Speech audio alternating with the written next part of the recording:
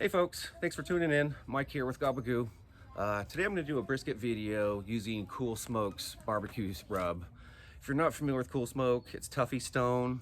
Don't know if that name rings a bell to you or not. 5-time world champion. He's been on Pitmasters and a few other shows, but I used his rub one time and it literally made one of the best briskets I've ever had. You know, there's the Texas style brisket where it's very peppery, can't really beat that. But there's this, and it comes pretty darn close.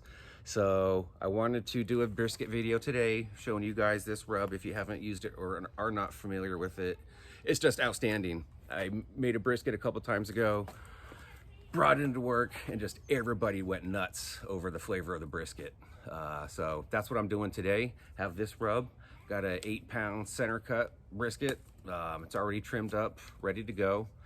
I am gonna season it, so I'll get you in for a closer look at that, showing how I season it with these two rubs. One is everything barbecue, the other one is barbecue rub, and I do 2 to 1.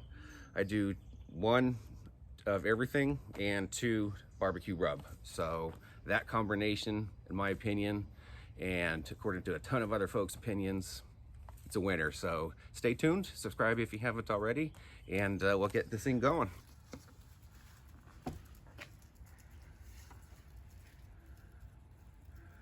All right, so this was a pre-trimmed brisket that I got from the store. It's from a locally grown farm here, so it's pretty close to a prime cut. Today I'm going to do it fat cap up. So this is the first coat. This is 1 part of the everything rub.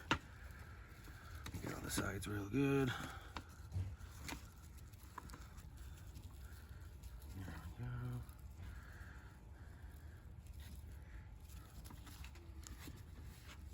I think I'll trim that off. Okay. 2 parts barbecue rub. And both of these you could smell right off the bat that you can smell the taco seasoning that seems to be in there. So both of them have it, but the barbecue rub one it's much more strong, more pronounced.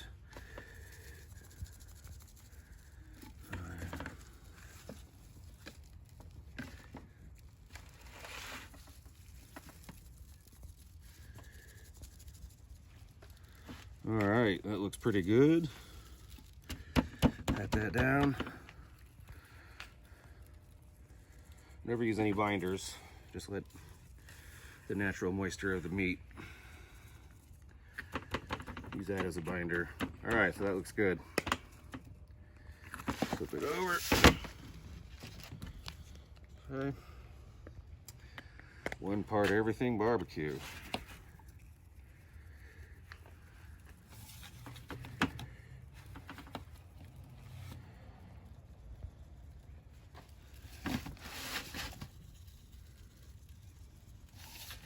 Tell me that doesn't look good already.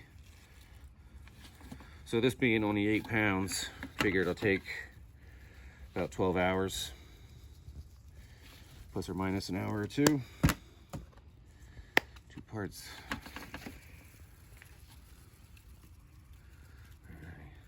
The barbecue rub one is much more granular, much more coarse, I should say, than the other one.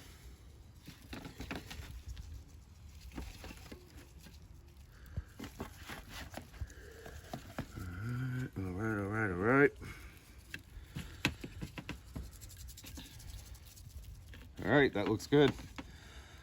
Let that sweat in a little bit. Probably hit it one more time with a light layer of each. Let's check on the Weber here. It's running at about 270. So we're good. Let's get this sucker on. Okay. All right. Let's get this on.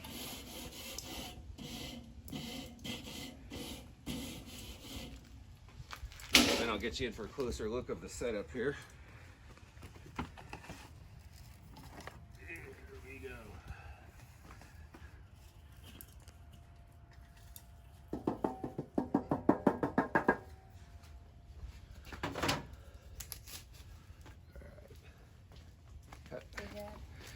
All right, guys, let me get you a closer look here. Here's the setup. That's what she looks like right now. Got the slow and sear going. I have Fogo lump with cherry chips in there. So just gonna do some cherry smoke today. That's it.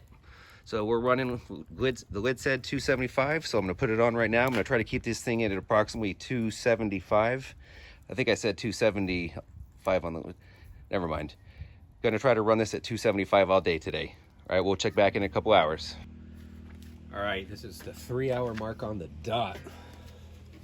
That's looking good. Let's see what we got there. Cool. I think I'm just gonna go ahead and give it a little spray. Straight up water. There we go. And the lid said 285 on the temperature. So we're doing pretty much perfectly. So get this covered back up and we'll come back in another few hours. 6-hour mark. See how we're doing. Ooh, that's looking nice. Let me get you in for a closer look. Look at that. It's definitely darkening in color. Definitely moist. I don't need to spray it down. I haven't sprayed it once at all. I think it has to do with the water in the slow and sear, keeping it moist. So that's cool. So like I said, this is the 6-hour mark. I'm gonna let it keep going. Let me get this lid back on here. When it comes to the stall, I'm gonna be wrapping it in butcher paper. So that's what's gonna be next. So we'll check back in a few more hours. 8.5-hour mark. Let's see how she's doing. Reading it at 290. Oh, that's looking good. Let's get in for a close-up. Look at that. Oh, that's nice. All right, I'm gonna take its temp to see where we're at. Gotta be in the stall by now. Looking at this. Let's see. Man, that bark looks good. 172. 166. 179. All right, I think what I'm gonna do, I'm gonna wrap it in butcher paper, finish it off that way. So hang back, let me get my stuff ready. All right, let's do this.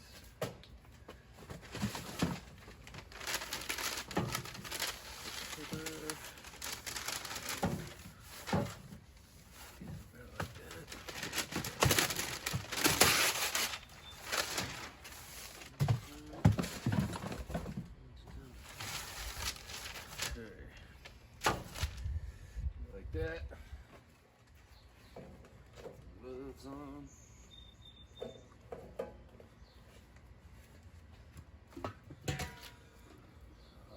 Alright. Oh yeah, it's got the jingle already. All right.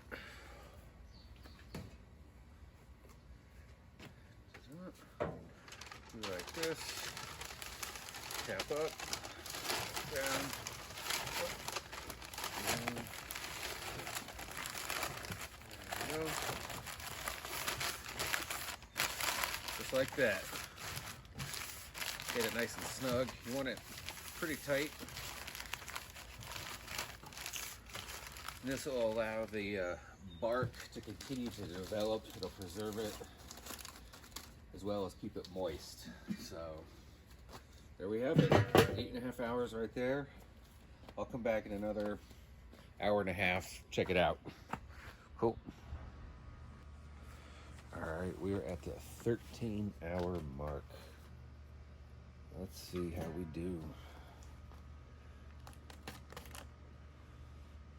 199, 200, 201. Let's see if you guys can see that. 193. 194. We're getting there. 196. All right, we're gonna give it another half an hour. We'll come back and check it out. And then after that, I'll take this, wrap it in foil, let it rest for a couple hours, then we'll slice it up. But anywho, back in about half hour. Okay, almost 13.5 hours. see. 201. Ooh, better. 205. That one's reading 198. Close enough. I'm going to go ahead and take this off now. Quietly, because it's late. Don't want to wake the neighbors. So I'm going to wrap it in foil, like I said.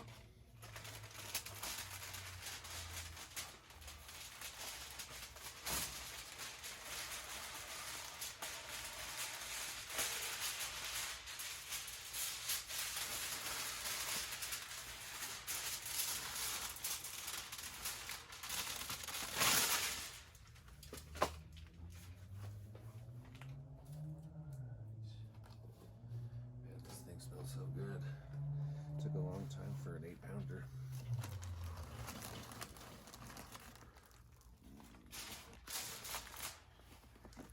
There we go.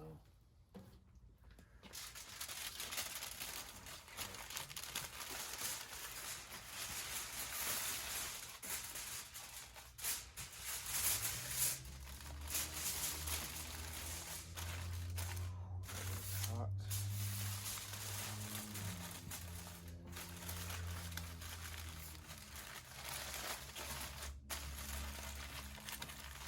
Alright folks, there it is. So, I'm going to get this, I'm going to bring this inside, let it rest for about 2 hours, then we'll slice her up. Alright, be right back. No, back in a couple hours. Still a lot of charcoal left. I'm going to go ahead and choke this thing down.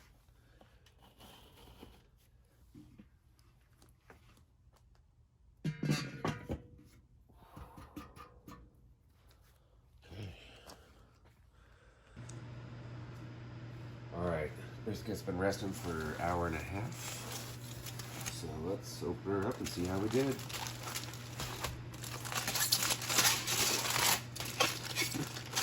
is very late, about 1:15 in the morning now. I put this thing on at 1:15.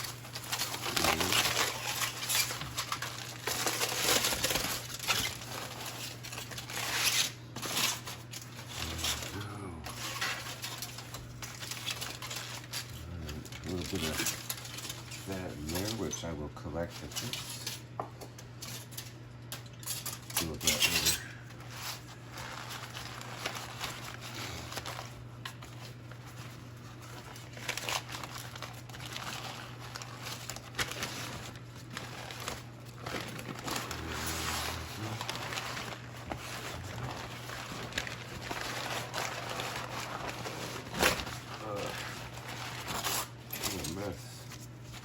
Delicious mess. Oh, would you look at that? Oh my. Would you look at that? We get you in for a closer shot. Look at that bark. That is amazing. Get you in. Look at that. Look at that. Alright. Let's cut her up. Hang on one sec. Alright. There we go.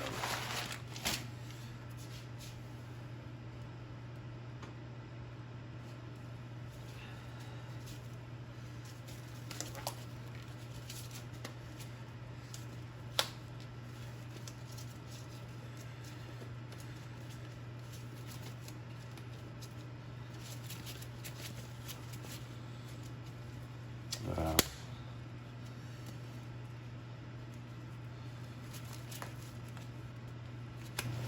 Where'd that come from?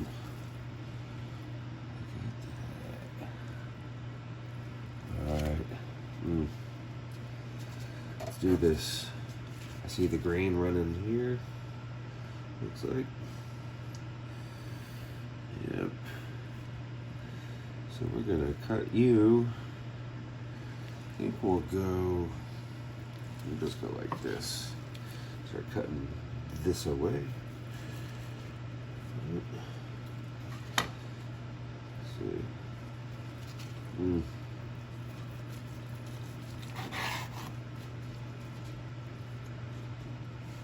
Mm.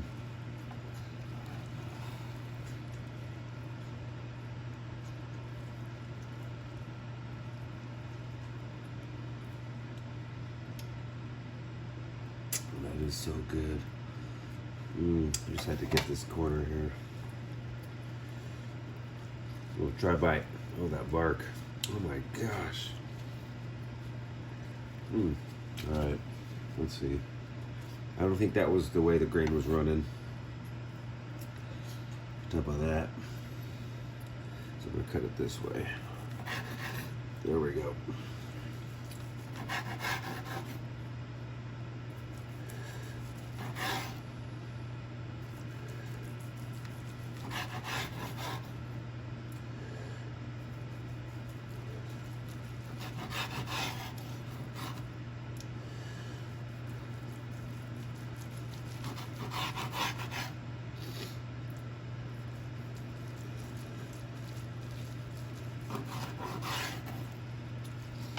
Let's see.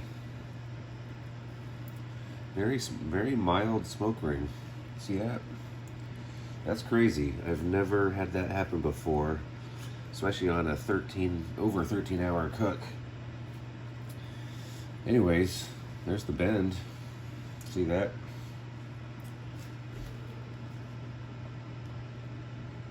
Oh yeah, there's the bend test. Looks good, but yeah. Very minor smoke ring. Look at these pieces. It's crazy. I've never had that after a 13-hour cook on the smoker. That's crazy. But there's the bend test with this one. Pull test. Let's see what we do. There it is. Perfect. Oh my goodness. All right, let's keep cutting. That's what's crazy about the smoke ring. Used cherry, used plenty of it.